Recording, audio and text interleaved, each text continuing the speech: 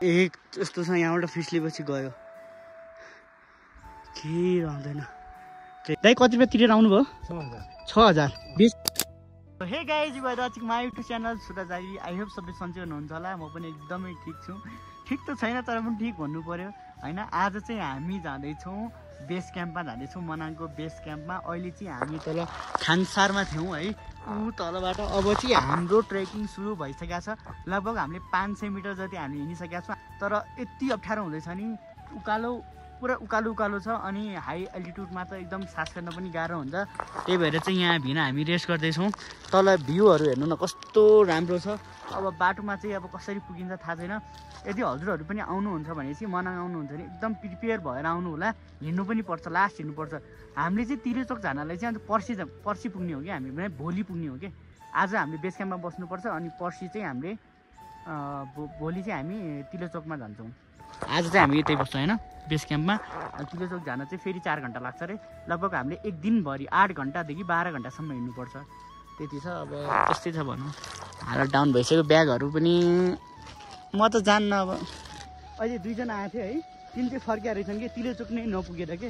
अब यस्तो हुन्छ, अब शरीर अलि मोटो भएपछि अब नदौडेपछि अलिक गाह्रो नै हुन्छ कि। तिरेचोकै नपुगेर रहेछन् कि बेस क्याम्पबाटै फर्किया रहेछन्। बेस क्याम्पै पुगेन, तलैबाट बेस क्याम्प पनि पुगेनन् रे। तलैबाट उनी त्यहीँबाट निस्किया रहेछन्। अब हामी त अब जिमसिम गर्ने डान्सन्स गर्ने हो। अब त्यही त हो, हामी त सकिहाल्छौँ भन्ने होप पनि छ। यदि हजुरहरू पनि आउनुहुन्छ भने चाहिँ फुल प्रिपेयर्ड भएर आउनु होला। एकदम हुन्छ नि त प्लान। लगभग 50 नभन्नु 40% मान्छेहरू चाहिँ बिचबाट फर्किने रहेछन् कि, हिँड्न नसकेर अनि सास फेर्न पनि गाह्रो हुन्छ नि त। त्यही भएर हेल्दी हुनुपर्छ, फिट हुनुपर्छ क्या। म जस्तै मैले त अब जिम छोडेँ।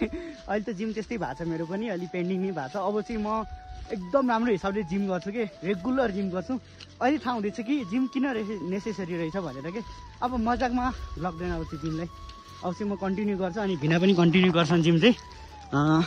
हिँड्नलाई चाहिँ सबै कुराहरूको लागि चाहिँ पर्फेक्ट नै हुनुपर्छ।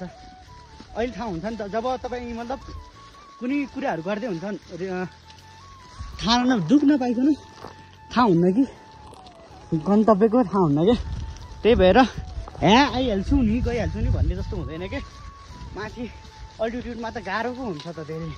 त्यही भएर चाहिँ जिम जानुहोस्, हेल्दी हुनुहोस् है बिना हो। चाहिँ हामी रेनकोटहरू उडीहरू निकाल्दैछौँ किनकि गर्मी धेरै भइसकेको छ अनि गर्मीमा चाहिँ हिँड्न गाह्रो भइरहेको छ। त्यही भएर चाहिँ हामी निकाल्यौँ।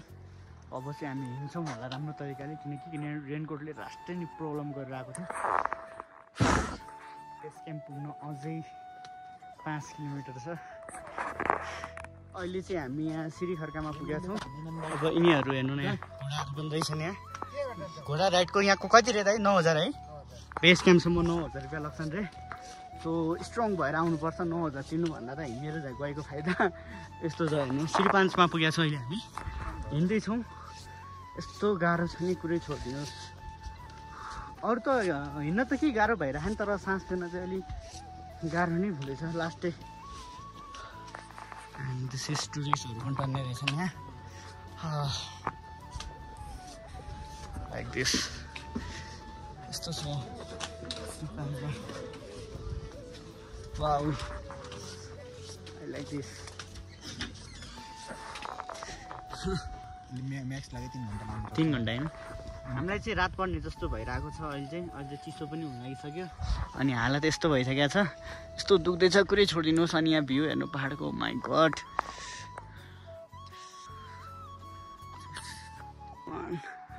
बाटो यस्तो छ।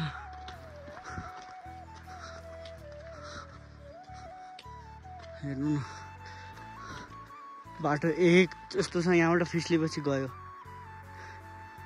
केही रहँदैन, केही पनि रहँदैन यहाँबाट कि निस्केपछि त। यस्तो छ, पहिरो आउनु पनि डर हुन्छ। हेर्नु न यस्तो पहिरो अझै गाह्रै छ। अझ 2 घन्टा लाग्छ अरे बेस क्याम्प पुग्न। हिँड्दा हिँड्दै 4 घन्टा भइसक्यो। यो चाहिँ मेरो लाइफको one of the best moment पनि हो, पेनफुल पनि हो। मैले पेन किलर पनि ल्याएको छु। पेन किलर खान्छु किनकि यता धेरै दुख्दैछ। यहाँबाट खसेपछि हेर्नु न के रहला त, केही रहँदैन यहाँबाट खसेपछि त। माथि हेर्नु न पहिरो आउने सम्भावना डर हुन्छ यस्तो त फेरि यहाँ फिसलन पनि धेरै छ यदि हजुरहरू पनि आउनुहुन्छ भनेपछि एकदमै सुज ट्रेकिङ सुज ट्रेकिङवाला लगाएर आउनु होला दाइ नमस्ते दाइ कति रुपियाँ तिरेर आउनुभयो 6000 20 तलसम्म कहाँ सानसरसम्म तलसम्म जम्मा 3 किलोमिटर हिँडेको 5000 रुपियाँ दिन्छन् कि त्यस्तोमा यति डेन्जरस त हामी मोबाइलमा हेर्छौँ होइन लाइक फोटोमा हेर्छौँ तर राम्रो कुराहरूको लागि यति स्ट्रगल छ नि कुरै छोडिदिनुहोस् मैले त यो क्यामेराहरू यो सब ग्याजेटहरू ल्याउनाले यस्तो भारी भइरहेको छ नि कुरै छोडिदिनुहोस् लाइटहरू सबै छन् त अब अँध्यारो भइसकेपछि लाइटहरू जलाउनुपर्छ यहाँ अगाडि त साथीहरू पनि छन् यहाँ हेर्नु यहाँबाट पहिरो आउने सम्भावना पनि धेरै हुन्छ क्या यहाँबाट रिक्स भने यहीँ हो अब अगाडि आउँछ फेरि बेस क्याम्पबाट भोलि बिहानै 3 बजी हामीले निस्किनु पर्ने छ टिभी चौकको लागि त्यहाँ चाहिँ बरफ परिरहेको रहेछ अरे त्यहाँ चाहिँ अझै मजा आउँछ सो दाइहरू पनि हुनुहुन्छ यता चाहिँ एक्सपिरियन्स गर्नुपर्छ दाइ नमस्ते कस्तो भयो सफर अलिक छिटो धानु दाइ अँध्यारो हुन्छ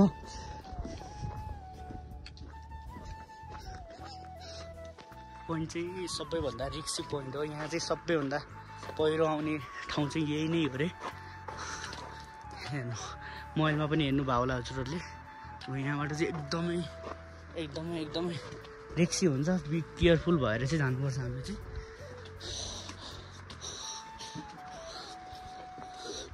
एकदम मेरो यहाँ सास पनि हुँदै छैन कि सास पनि आउँदै छैन कि उकालो उकालो हो नि त धेरै हाई अल्टिट्युडमा के गर्नु पर्यो हेर्नु न यहाँ हेर्नु न यहाँबाट खर्चेपछि गइहाल्यो कि मान्छे पनि भेटेका छन् हाम्रो थमेलबाट हेलो बाटो यहाँबाट हेर्नु न यहाँबाट गएपछि गयो कि लाइट बन्द गरेपछि केही देखिँदैन हेर्नु लाइटको भरोसा छ झन्न मैले लाइटहरू ल्याएर आएको थिएँ यस्तो छ बिना कस्तो लागिरहेको छ हजुरलाई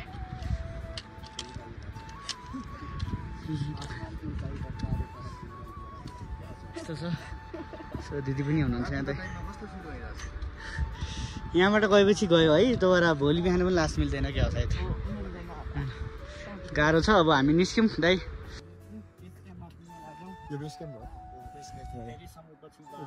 दाइ कस्तो लागिरहेछ एकदम बेस क्याम्पदेखि एकदम खुसी पनि लाग्यो एकदम 6 घन्टा लगभग 6 घन्टा लाग्यो आउनलाई मान्छेहरू इजी भन्छन् बट इजी छैन है एकदम प्रिपेयर भएर आउनुलाई लाइट नभए त आँखा बन्द पुरा ब्ल्याङ्क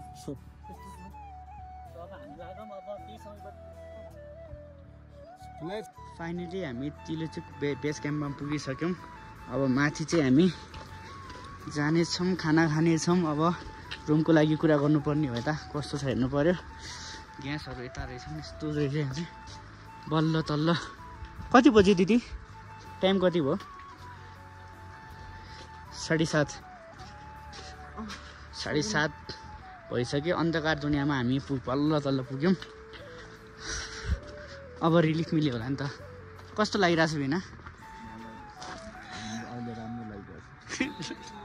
आवाज नै आइरहेन फाइनली हामी होटलको लागि कुरा गर्दैछौँ के भयो र रिसेप्सनमा उता पहिला रुम हामी हो र हामी दाइले उता कुरा गरिदिनु भएको छ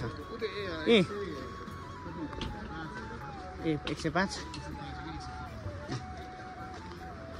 आउनु डाइरेक्ट वाकिङ गर्दा मतलब ट्रेकिङ गरिसकेपछि नसुत्ने होइन किन दाइ हाई लाग्छ होइन मान्छे यता आउने बित्तिकै सुत्यो भने सिराउरे सुत्यो भने मान्छेको सुतेको भोलि गर्ने त मान्छे छैन हो हाई लागेर मान्छे सुते हुन्छ आएपछि बित्तिकै यसरी गफ गरेर अलिअलि घुम्ने यसरी गफ गरेर रुममा गफ गरेर बस्नु हुन्छ अनि चाहिँ आउने बित्तिकै हिटर छेउमा आएको फलमको हिटर छेउमा बस्नु हुँदैन हिलले हाम्रो हाई लाग्छ हो र यसरी गफ गरेर बस्ने हो गफ गरेर बस्ने होइन नपल्टिने होइन सिधा ओरेर नसुन्ने यसरी बाई संस्था गरेर बस्ने यदि हजुरहरू पनि यसरी वाकिङ गर्दै हुनुहुन्छ अनि अझ बेस क्याम्पको लागि जानुलाई मतलब ट्रेकिङ गर्दै अझ ट्रेकिङ छ भनेपछि हजुरहरू चाहिँ डाइरेक्ट रेस्ट नगर्नु होला एकदम हुन्छ नि त उ गरेर रेस्ट मतलब अलि बोलेर होइन पेन किलर पेनकिलर अहिले चाहिँ हामी बल्ल तल्ल पुग्यौँ है। यदि हजुरहरू पनि आउनुहुन्छ भने चाहिँ मैले 1000चोटि भनिसकेँ केयर गरेर चाहिँ आउनुपर्छ, बाटो चाहिँ निकै नै खराब छ। फाइनली चाहिँ हामी बेस क्याम्पमा पुगेका छौँ तिली चौकको। अब चाहिँ हामीलाई भोलि बिहान 3 बजे उठेर चाहिँ हामीले कहाँ जानुपर्छ, तिली चौक जानुपर्छ। त्यहाँ चाहिँ हिउँ पनि परिरहेको छ, स्नो पनि परिरहेको छ। अब दुख दर त त्यति नै छँदैछ है, अलिकता इन्जोय पनि गर्नु पऱ्यो नि, मासु भात पनि लट्काउनु पऱ्यो कि। ल बाई बाई, टेक केयर। यदि हजुरलाई भिडियो मनपर्छ भने लाइक सेयर सब्सक्राइब सब गरिदिनु होला। अब चाहिँ हामी जान्छौँ खाना खानको लागि, हल्का रेस्ट गर्छौँ, त्यसपछि हामी भोलि भेट्छौँ हजुरलाई। Bye bye, take care.